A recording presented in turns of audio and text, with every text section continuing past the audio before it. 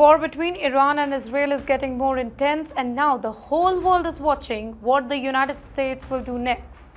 On one hand, Iran is threatening to attack the US military bases if America steps into the war, and on the other hand, Washington is already preparing for a possible military response, with 40,000 US soldiers deployed across three key Muslim countries, and they are the UAE, Jordan, and Saudi Arabia.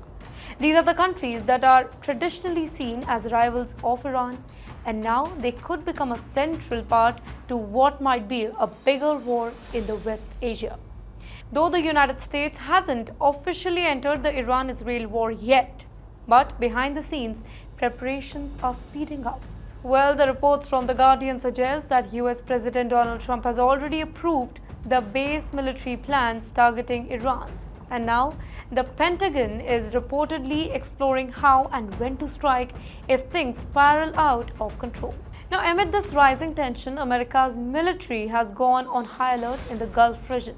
The 40,000 troops currently stationed across the UAE, Jordan, and Saudi Arabia are not there by accident. These countries, all located within striking range of Iran, are crucial for the US operation in the Middle East. But here's another twist. Even though they are Muslim countries, their political interests are not aligned with Iran. In fact, their silent partnership with the US could end up playing a key role in Iran's isolation or even destruction if full-scale war breaks out. The question is, how might Iran respond? Iran is not going to sit quietly if they are attacked. It has already proven its military capacity by firing hundreds of missiles at Israel, and there are a lot of experts who believe that Tehran could do the same to the US military bases across West Asia. In fact, intelligence resources in the US say that Iran's missile system, specifically here we are talking about Sajal-2 ballistic missiles, can actually reach targets up to 2,000 kilometers away.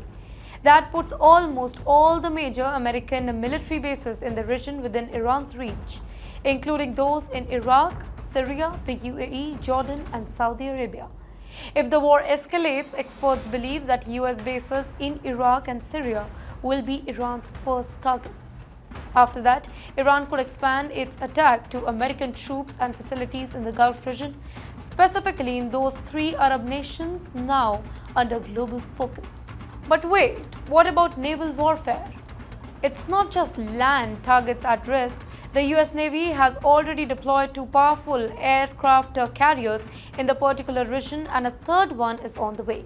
Now, these ships are often stationed near the Strait of Hormuz, a narrow waterway that's extremely important for the Gulf oil trade. Though Iran has already seen the strait as a potential pressure point, and now it might use it to attack US naval bases.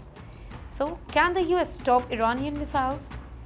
Though the US is not taking any chances, the Pentagon has started deploying advanced missile defense system in the region, specifically the Patriot missile batteries and THAAD, that is Terminal High Altitude Area Defense. These are designed to intercept and destroy enemy missiles mid-air. Some of these systems are being set up in Iraq, where American troops and assets are particularly vulnerable. But Iran's recent missile strike on Israel has shown that even advanced air defense systems can struggle to stop large-scale attacks. Ballistic missiles are fast, they are hard to intercept, and that's why many military experts are warning that if the conflict spreads, it could be looking at a long and deadly regional war. Well, this crisis is no longer just about Iran and Israel, and that's clear. With the US preparing for potential intervention and three major Arab countries quietly standing by America, Iran now finds itself surrounded by enemies. If this war continues to grow, it could redraw the power map of the Middle East and put the world on the edge of something much, much bigger.